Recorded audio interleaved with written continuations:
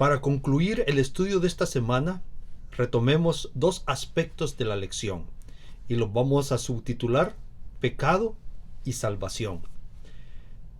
Pecado lleva en sí el engaño, y quizás esto es lo primero que debemos entender.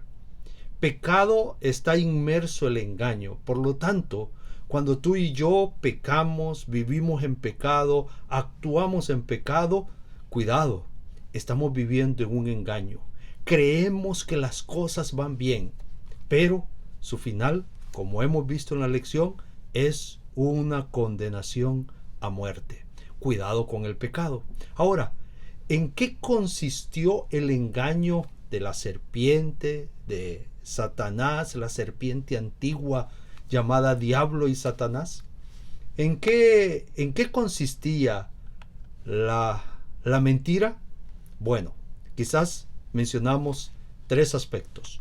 Número uno, lo primero, la mentira consistía en hacernos creer o hacerle creer a Adán y Eva y a nosotros que somos inmortales. Y esa mentira de Satanás es tan profunda y se ha alargado en la historia que hoy todavía tú y yo tenemos miedo, o algunos tienen miedo, de ir a medianoche al cementerio, oímos de sustos, de fantasmas, porque esa es la mentira que Satanás presentó allá en el jardín del Edén. No moriréis. Y esto, Adán y Eva creyó o quiso creerlo, quiso vivirlo, y entonces desobedeció.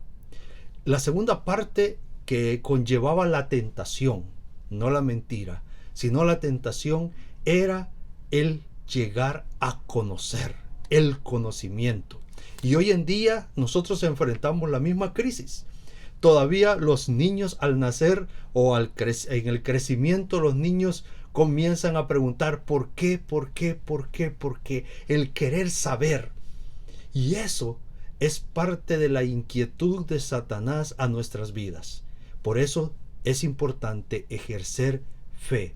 Fe en Dios, en las cosas no reveladas por Dios, pero que Dios las guarda para bien tuyo y mío. Y el tercer aspecto que podemos hablar de la tentación, del pecado, fue el querer ser igual a Dios.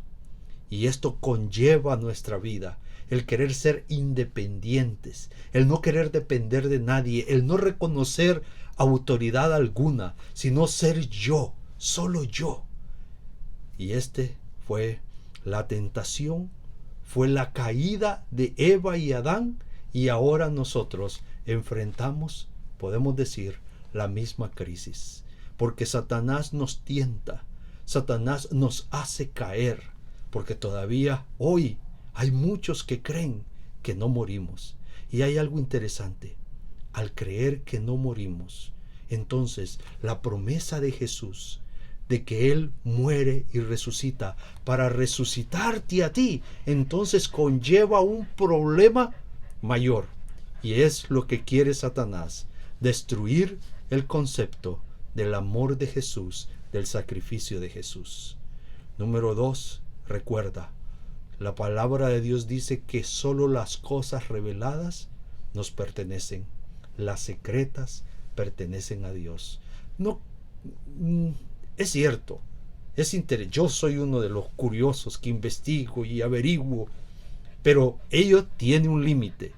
Ese límite, pidamos la dirección del Espíritu Santo para obtenerlo y no pecar. Y número 3, reconozcamos a Dios.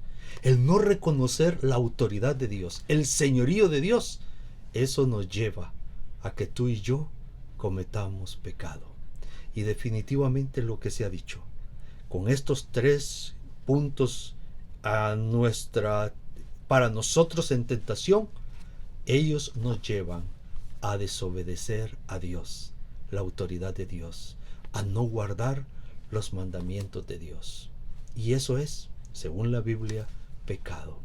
Pero el segundo aspecto es salvación. Allá se cumplió el primer símbolo del Cordero que muere para vestir a Adán y Eva. Jesús, el Cordero que muere por ti y por mí, para darnos vida porque debemos de morir, ¿ok? Y ahora nosotros nos encontramos y nos preguntamos, ¿qué debo de hacer? ¿Qué debo de hacer para alcanzar la vida eterna?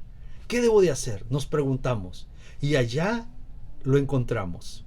Allá en el Edén encontramos la respuesta. Dios nos busca. Nosotros simplemente debemos aceptar, reconocer nuestro error, confesar nuestro pecado, y Él es fiel y justo para perdonarnos y darnos salvación. Conocemos ya la trampa de Satanás. Conocemos en alguna medida los engaños de Satanás. Pidamos la dirección del Espíritu Santo para vencer, porque el versículo de Génesis 3:15 dice que Jesús obtuvo la victoria para que tú y yo seamos victoriosos. Que Dios te bendiga.